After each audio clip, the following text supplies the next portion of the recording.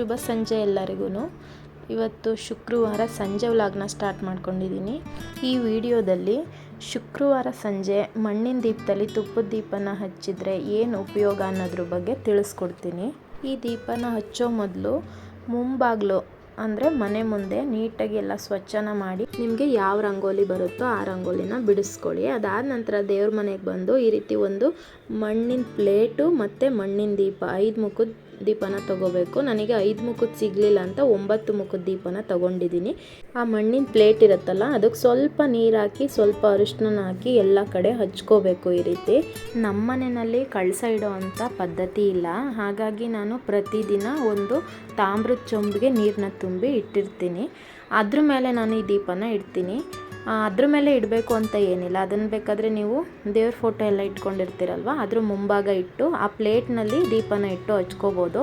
ಈ ದೀಪನ ಹಚ್ಚೋದ್ರಿಂದ ಏನು ಉಪಯೋಗ ಅಂದರೆ, ಈಗ ಕೆಲವರು ಬೆಳಗ್ಗೆಯಿಂದ ಸಂಜೆವರೆಗೂ ದುಡಿತಾನೆ ಇರ್ತಾರೆ. ಎಷ್ಟು ದುಡಿದ್ರೂ ಅವ್ರ ಕೈಯಲ್ಲಿ ದುಡ್ಡು ನಿಲ್ತಾ ಇರಲ್ಲ, ಮನೆಯಲ್ಲಿ ನೆಮ್ಮದಿ ಇರಲ್ಲ. ಸಣ್ಣ ಪುಟ್ಟ ವಿಚಾರಕ್ಕೂ ಕಿರಿಕಿರಿ, ಪ್ರತಿಯೊಬ್ಬರಿಗೂ ಒಂಥರ ನೆಮ್ಮದಿ ಇರಲ್ಲ. ಮನೆಯಲ್ಲಿ ಒಂಥರ ನೆಗೆಟಿವ್ ಎನರ್ಜಿ ಉಟ್ಕೊಂಡಿರುತ್ತೆ. ಆ ನೆಗೆಟಿವ್ ಎನರ್ಜಿನ ತೆಗ್ದಾಕಿ ಪಾಸಿಟಿವ್ ಎನರ್ಜಿನ ತುಂಬಬೇಕು ಅಂದರೆ ಈ ಪೂಜೆನ ಮಾಡಬೇಕು. ಈ ಪೂಜೆನ ಯಾರು ಬೇಕಾದ್ರೂ ಸ್ಟಾರ್ಟ್ ಮಾಡ್ಬೋದು. ಈ ಪೂಜೆನ 21 ಶುಕ್ರವಾರ ಮಾಡಬೇಕು. ನಿಮ್ಗೆ ಏನು ಅನಿಸುತ್ತೋ ಅದನ್ನು ಸಂಕಲ್ಪ ಮಾಡಿಕೊಂಡು ಈ ಪೂಜೆನ ಸ್ಟಾರ್ಟ್ ಮಾಡಿ. ನಿಮ್ಗೆ ಸ್ಟಾರ್ಟ್ ಮಾಡಿದ ಮೊದಲನೇ ದಿನನೇ ಆ ಪಾಸಿಟಿವ್ ವೈಬ್ಸ್ ಅನ್ನೋದು ಕ್ರಿಯೇಟ್ ಆಗುತ್ತೆ, ನಿಮಗೆ ಗೊತ್ತಾಗುತ್ತೆ. ನಾನು ಈ ಪೂಜೆನ ಸ್ಟಾರ್ಟ್ ಮಾಡಿ ನನಗಾಗಿದ್ದ ಅನುಭವನ ನಿಮ್ಮ ಹತ್ರ ಶೇರ್ ಮಾಡ್ಕೋತಾ ಇದ್ದೀನಿ ಅಷ್ಟೇ. ನಾನು ಈ ಪೂಜೆನ ಸ್ಟಾರ್ಟ್ ಮಾಡಿ 14ನೇ ವಾರ ಆಗಿದೆ. ಆ ಮಣ್ಣಿನ ದೀಪ ಇರುತ್ತಲ್ಲ ಅದಕ್ಕೆ ಈಗ ತುಪ್ಪನ ಹಾಕ್ಕೊಂಡು ಬತ್ತಿಗಳನ್ನ ಹಾಕಿ ಈ ರೀತಿ ದೀಪನ ಹಚ್ಕೋಬೇಕು. ದೀಪನ ಹಚ್ಕೊಳ್ಳೋವಾಗ ಓಂ ಲಕ್ಷ್ಮಿಯೈ ನಮಃ ಅಂತ ಹೇಳ್ಕೊಂಡು ನೀವು ದೀಪನ ಹಚ್ಕೊಳ್ಳಿ. ಆ ದೀಪನ ಈ ಪ್ಲೇಟ್ ಮೇಲೆ ಇಟ್ಟು ಆ ಪ್ಲೇಟ್ಗೆ ಗಂಧ ಹಚ್ಚಿ ಅದಕ್ಕೆ ಅರಿಶಿನ ಕುಂಕುಮನ ಹಚ್ಕೋಬೇಕು. ಆಮೇಲೆ ನಿಮ್ಮ ಹತ್ರ ಏನಾದರೂ ಅಕ್ಷತೆ ಇದ್ದರೆ ಆ ಪ್ಲೇಟ್ಗೆ ಸ್ವಲ್ಪ ಅಕ್ಷತೆನ ಹಾಕ್ಕೊಳ್ಳಿ. ಓಂ ನಾರಾಯಣಾಭ್ಯಾಂ ನಮಃ ಅಂತ ಹೇಳ್ಕೊಂಡು ನೀವು ಅದಕ್ಕೆ ಅಕ್ಷತೆನ ಹಾಕ್ಕೋಬೇಕು.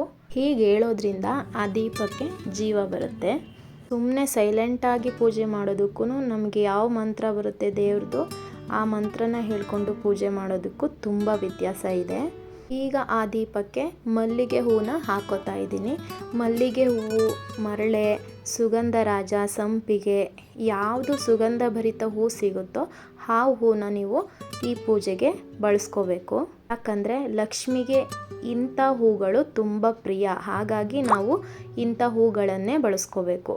ಮಾತ್ರ ಏನಾದರೂ ಲಕ್ಷ್ಮಿ ಫೋಟೋ ಇದ್ದರೆ ಆ ಲಕ್ಷ್ಮಿ ಫೋಟೋಗೂ ಮಲ್ಲಿಗೆ ಹೂನ ಹಾಕ್ಕೊಳ್ಳಿ. ಅದಾದ ನಂತರ ಮುಂಬಾಗ್ಲಲ್ಲಿ ಸ್ವಚ್ಛ ಮಾಡಿ ರಂಗೋಲಿನ ಬಿಡಿಸ್ಕೊಂಡಿರ್ತೀರಲ್ವ ಆ ಹೊಸ್ತಿಲಿಗೂ ಕೂಡ ನೀವು ಮಲ್ಲಿಗೆ ಹೂನೇ ಹಾಕಬೇಕು. ನೈವೇದ್ಯಕ್ಕೆ ಅಂತ ಚಿಕ್ಕದಾಗಿ ಬಾಳೆಹಣ್ಣ ಕಟ್ ಮಾಡಿ ಅದಕ್ಕೆ ಸಕ್ಕರೆ ತುಪ್ಪನ ಹಾಕಿ ನೈವೇದ್ಯನ ಮಾಡಿ ಇಟ್ಕೊಂಡಿದ್ದೀನಿ. ಹತ್ರ ಏನಾದರೂ ಲಲಿತಾ ಸಹಸ್ರನಾಮ ಬುಕ್ ಇದ್ದರೆ ಆ ಬುಕ್ಕನ್ನು ಈ ಪೂಜೆನಲ್ಲಿ ಇಟ್ಟು ಪೂಜೆ ಮಾಡ್ಕೊಳ್ಳಿ. ಈ ಪೂಜೆನ ಯಾವ ಟೈಮಲ್ಲಿ ಮಾಡ್ಕೋಬೇಕು ಅಂದರೆ ಗೋಧೂಳಿನ ಸಮಯದಲ್ಲಿ, ಅಂದರೆ 5:30ಯಿಂದ 6:30 ಮಧ್ಯೆ ನೀವು ಈ ಪೂಜೆನ ಮಾಡ್ಕೋಬೇಕು. ಈ ಪೂಜೆ ಮಾಡೋದಕ್ಕೆ ತುಂಬ ಏನು ಖರ್ಚಾಗಲ್ಲ. ನಾವು ಯಾವುದ್ಯಾವುದಕ್ಕೂ ಎಷ್ಟೆಷ್ಟೋ ಖರ್ಚು ಮಾಡ್ಕೋತೀವಿ. ಒಂದು ಮಣ್ಣಿನ ದೀಪನ ತಂದು ತುಪ್ಪ ಹಾಕಿ ದೀಪ ಹಚ್ಚೋದಕ್ಕೆ ಏನು ಕಷ್ಟನಾ? ಯಾರು ಬೇಕಾದ್ರೂ ಈ ಪೂಜೆನ ಮಾಡ್ಕೋಬೋದು. ಒಳ್ಳೆ ಮನಸ್ಸಿಂದ ನಾವು ಆ ತಾಯಿನ ಬೇಡ್ಕೊಂಡ್ರೆ ಅವರು ನಮ್ಮ ಬೇಡಿಕೆನ ಈಡೇರಿಸ್ತಾರೆ. ಮಂತ್ರಕ್ಕೆ ಮಾವಿನಕಾಯಿ ಉದ್ರಲ್ಲ, ಹಾಗೇನೆ ಅದರಲ್ಲಿ ನಮ್ಮ ಪರಿಶ್ರಮನೂ ಇರಬೇಕು. ನಮ್ಮ ಪರಿಶ್ರಮಕ್ಕೆ ತಕ್ಕ ಹಾಗೆ ಪ್ರತಿಫಲನೂ ಸಿಗುತ್ತೆ. ಒಳ್ಳೆ ಮನಸ್ಸಿಂದ ಈಗ ನೀವು ಪೂಜೆನ ಮಾಡ್ಕೊಳ್ಳಿ. ಪೂಜೆ ಎಲ್ಲ ಆದ ನಂತರ ಧೂಪ ಇರುತ್ತಲ್ಲ ಆ ಧೂಪನ ಸಾಂಬ್ರಾಣಿ ಏನಾದರೂ ಇದ್ದರೆ ಆ ಧೂಪಕ್ಕೆ ಸಾಂಬ್ರಾಣಿನ ಹಾಕ್ಕೊಂಡು ಮನೆಗೆಲ್ಲ ಧೂಪನ ಹಾಕಬೇಕು. ಇಷ್ಟ ಆದರೆ ಈ ಪೂಜೆ ಮುಗಿಯುತ್ತೆ. ನಿಮಗೇನಾದರೂ ಲಲಿತಾ ಸಹಸ್ರನಾಮ ಓದೋಕ್ಕೆ ಬರುತ್ತೆ ಅಂತ ಅಂದರೆ ನೀವು ಆ ಲಲಿತಾ ಸಹಸ್ರನಾಮನ ಓದ್ಕೋಬೋದು. ನಮಗೆ ಲಲಿತಾ ಸಹಸ್ರನಾಮ ಓದೋದಕ್ಕೆ ಬರಲ್ಲ ಅಂದವರು ಲಕ್ಷ್ಮಿ ಅಷ್ಟೋತ್ತರನಾದ್ರೂ ಹೇಳ್ಕೊಳ್ಳಿ. ಹೀಗೆ 21 ಶುಕ್ರವಾರನೂ ಪೂಜೆನ ಮಾಡ್ಕೋಬೇಕು. ಇಷ್ಟೆಲ್ಲ ಆದಮೇಲೆ ನೆಕ್ಸ್ಟ್ ಡೇಗೆ ಆ ದೀಪನ ತೆಗೆದು ನೀಟಾಗಿ ತೊಳೆದು ಒಣಗಿಸಿ ಎತ್ತಿಟ್ಕೊಳ್ಳಿ. ಮತ್ತು ಇದೇ ದೀಪನ 21 ಶುಕ್ರವಾರನೂ ಬಳಸ್ಕೋಬೇಕು. ಹಾಗಾಗಿ ಇದನ್ನು ನೀಟಾಗಿ ಸ್ವಚ್ಛ ಮಾಡಿ ಎತ್ತಿಟ್ಕೋಬೇಕು. ನನಗೆ ಎಷ್ಟು ಗೊತ್ತಿದೆಯೋ ಅಷ್ಟನ್ನು ನಿಮ್ಮ ಹತ್ರ ಶೇರ್ ಮಾಡ್ಕೊಂಡಿದ್ದೀನಿ. ನಿಮ್ಗೇನಾದರೂ ಈ ವಿಡಿಯೋ ಇಷ್ಟ ಆದರೆ ಲೈಕ್ ಮಾಡಿ, ಸಬ್ಸ್ಕ್ರೈಬ್ ಮಾಡ್ಕೊಳ್ಳೋದನ್ನು ಮರಿಬೇಡಿ.